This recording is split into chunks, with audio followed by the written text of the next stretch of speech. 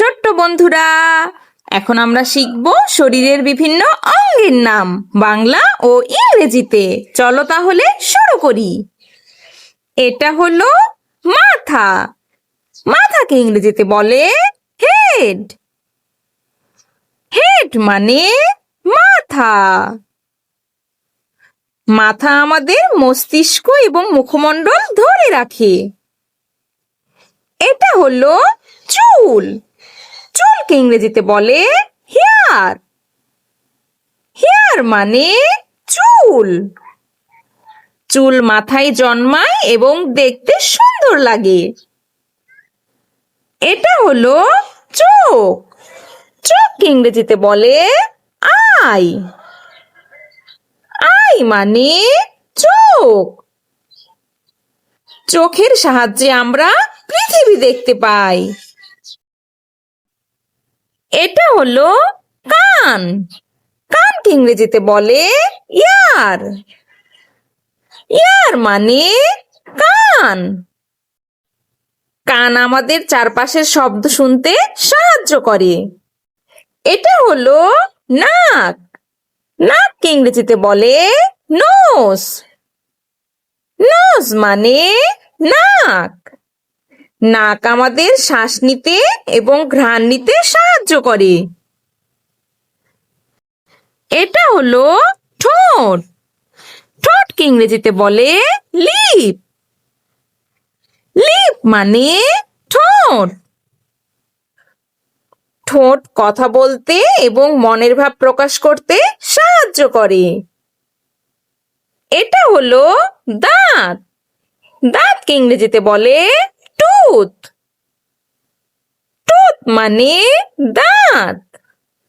দাঁত খাবার চিবিয়ে খেতে এবং সুন্দর হাসিতে সাহায্য করে। এটা হলো জিহ্বা।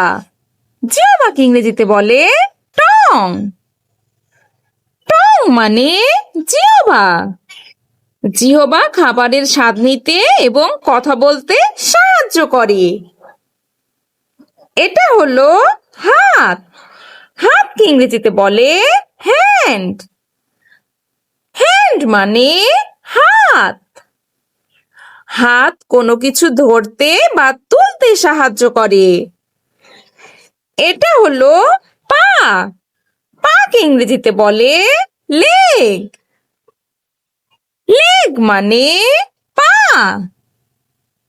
পায়ের সাহায্যে আমরা হাঁটি এবং দৌড়াই। এটা হলো কাঁধ। কাঁধকে ইংরেজিতে বলে শোল্ডার। শোল্ডার মানে কাঁধ। কাঁধ হাতকে শরীরের সাথে যুক্ত করে। এটা হলো বুক। বুককে ইংরেজিতে বলে চেস্ট। চেস্ট মানে বুক। বুক আমাদের হৃৎপিণ্ড এবং ফুসফুসকে সুরক্ষিত রাখে। এটা হলো আঙুল। আঙুলকে ইংরেজিতে বলে ফিঙ্গার। ফিঙ্গার মানে আঙুল। আঙুল ছোট জিনিস ধরতে সাহায্য করে। এটা হলো পায়ের পাতা। পায়ের পাতাকে ইংরেজিতে বলে ফুট। ফুট মানে পায়ের পাতা। পায়ের পাতা আমাদের দাঁড়িয়ে থাকতে ও হাঁটতে সাহায্য করে। এটা হলো মস্তিষ্ক। মস্তিষ্ককে ইংরেজিতে বলে ব্রেন।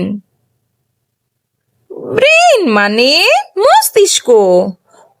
মস্তিষ্ক আমাদের চিন্তা করতে, শিখতে এবং পুরো শরীর নিয়ন্ত্রণ করতে সাহায্য করে। Thanks for watching. ভিডিওটি ভালো লেগে থাকলে এক্ষুনি চ্যানেলটি সাবস্ক্রাইব করুন। আল্লাহ হাফেজ।